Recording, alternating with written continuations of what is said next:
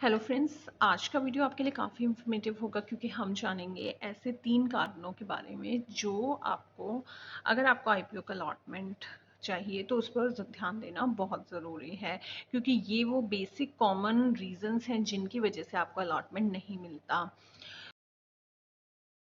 तो सबसे पहले बात करते हैं कि आप जो प्राइस बैंड पर कोट, आपने किस प्राइस बैंड पर कोट किया है। यानी कि जो भी प्राइस बैंड है एक आईपीओ का, जैसे कि 100 से लेके 101 रुपए का प्राइस बैंड है, तो आप क्या करेंगे, 100 पर कोट करेंगे या फिर अगर आपने 100.1 पर कोट कर दिया तो इसमें चांसेस क्या हैं। हमेशा जस्ट अ टिप, जैसे मैं वीडियो के बीच में भी बताती हूँ, आप हमेशा अपर प्राइस बैंड पर यानी कि कट ऑफ प्राइस पर कोट करें। या फिर यहाँ पर अगर हम एक एग्जांपल लें कि 95 से 101 का यहाँ पर प्राइस बैंड है, तो 95 के बीच में अगर आपने 96 या फिर 97 कहीं पर भी आप कोट करते हैं, 100 पर भी कोट करते हैं, उस सूरत में अगर जो अलॉटमेंट है वो 101 पर हुई है, अगर प्राइस जो फिक्स हुआ है अलॉटमेंट प्राइस, तो आपको उस केस में अलॉटमेंट यहाँ पर नहीं मिलेगा। आपको क्या करना है, हमेशा जस्ट अ टिप, जिस भी आप आईपीओ में अप्लाई करने जाएं उसको हमेशा उसके कट ऑफ प्राइस पर ही कोट करें। कभी भी बीच में कोट करने से आपको बहुत परसेंटेज बढ़ जाती है कि आपको आईपीओ नहीं मिलेगा। आजकल आपने देखा है अगर जीएमपी काफ़ी अच्छा है, सब्सक्रिप्शन स्टेटस अच्छा है, क्योंकि मल्टीपल टाइम सब्सक्राइब्ड आईपीओ होते हैं तो हमेशा वो अपर प्राइस बैंड पर ही या फिर उससे अच्छे प्रीमियम पर ही खुलते हैं। तो अगर जो अलॉटमेंट प्राइस है, जो लिस्टिंग प्राइस है, वो आपकी जहाँ तक आपने कोट किया है वहाँ तक नहीं आ रहा है, तो ऑटोमेटिकली फर्स्ट फेज पर ही आपकी जो एप्लीकेशन है वो रिजेक्ट हो जाएगी। तो सबसे पहला यही रीज़न है कि हमेशा कट ऑफ प्राइस पर ही या फिर कहें तो अपर स्लैब पर ही कोट करें।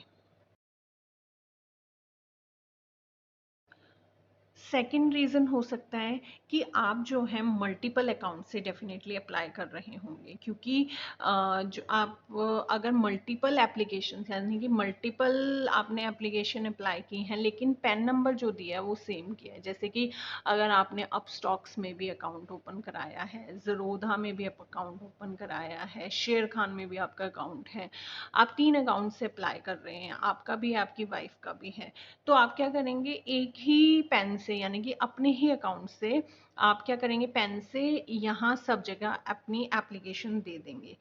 इससे क्या होगा कि आपकी जो एप्लीकेशन है फर्स्ट फेज में ही रिजेक्ट हो जाएगी, क्योंकि जब स्क्रीनिंग होगी तो पेन नंबर, एक पेन पर एक ही एप्लीकेशन अलाउड है। आप कितने भी लॉट्स अप्लाई कीजिए, चाहे आप अपस्टॉक से ही 10 एप्लीकेशन अप्लाई कीजिए, 10 लॉट्स अप्लाई कीजिए, या फिर ज़रोधा से 10 कीजिए, या फिर 10 इससे ज़रोधा से कितने भी अप्लाई कीजिए, लेकिन एक पेन पर एक ही एप्लीकेशन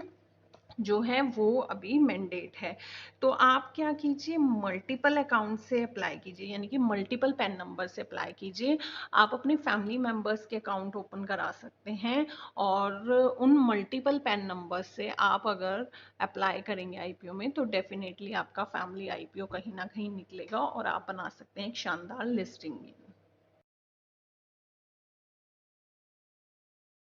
उसके बाद क्या है, अगर आपने यहाँ पर मल्टीपल पेन से भी अप्लाई किया, यानी कि आपने डिफरेंट एप्लीकेशंस दी हैं, जैसे कि अपनी वाइफ की एप्लीकेशन दी है, अपने किड्स की दी है, अपने फादर मदर सभी के आपने एप्लीकेशंस लगाई हैं, लेकिन यहाँ क्या गलती कर दी है, आपने यूपीआई जो आईडी है यानी कि बैंक डिटेल्स जो हैं वो सिर्फ अपनी ही दे दी हैं। यहाँ पर यूपीआई आईडी आपकी है, तो यहाँ पर भी आपकी एप्लीकेशन, सभी एप्लीकेशंस यहाँ पर रिजेक्ट हो जाएंगे और आपको आईपीओ अलॉटमेंट नहीं मिलेगा। तो इस केस में भी क्या करना है, अगर आप वाइफ का अकाउंट से आईपीओ में अप्लाई कर रहे हैं तो वाइफ की यूपीआई आईडी जाएगी, किड्स अकाउंट से किड्स की यूपीआई आईडी यानी कि उनके बैंक अकाउंट डिटेल जाएंगे, फादर की यूपीआई आईडी, और मदर के अकाउंट पर, डीमैट अकाउंट पर मदर की आईडी से ही आप अप्लाई करें। तो अगर आप किसी भी आपके फैमिली अकाउंट्स में अप्लाई कर रहे हैं, एक पेन पर एक यूपीआई आईडी और एक ही लॉट यहाँ पर अप्लाई होगा। तो तो ये कुछ बेसिक बातें थी जो हम कॉमन मिस्टेक्स होती हैं किसी भी आईपीओ में लगाने के लिए, क्योंकि प्राइस बैंड का इशू हमेशा रहता है। मोस्टली जो निवेशक होते हैं वो सोचते हैं इसके बीच में कहीं भी कोट कर सकते हैं, तो वो एक स्लैब के बीच में कहीं भी कोट कर सकते हैं और वहाँ आईपीओस की जो चांसेस हैं अलॉटमेंट के वो नील हो जाते हैं। या फिर हम एक ही पेन से मल्टीपल लॉट्स अप्लाई करते हैं या डिफरेंट डिफरेंट डीमैट्स में अकाउंट्स में अप्लाई करते हैं, तो उस केस में भी हमारी अलॉटमेंट नील हो जाती है, हमारा कोई चांस नहीं होता अलॉटमेंट का। और अगर यूपीआई आईडी हम सेम रखते हैं तो भी हमारे अलॉटमेंट के चांसेस ऑलमोस्ट नील हो जाते हैं। तो आज का वीडियो आई होप आपको काफ़ी नॉलेजेबल लगा होगा। आपके व्यूज़ क्या हैं, क्या आपको आईपीओज लॉट होते हैं, आपकी क्या स्ट्रैटेजी रहती है, मुझे कमेंट सेक्शन में बताना बिल्कुल ना भूलिएगा।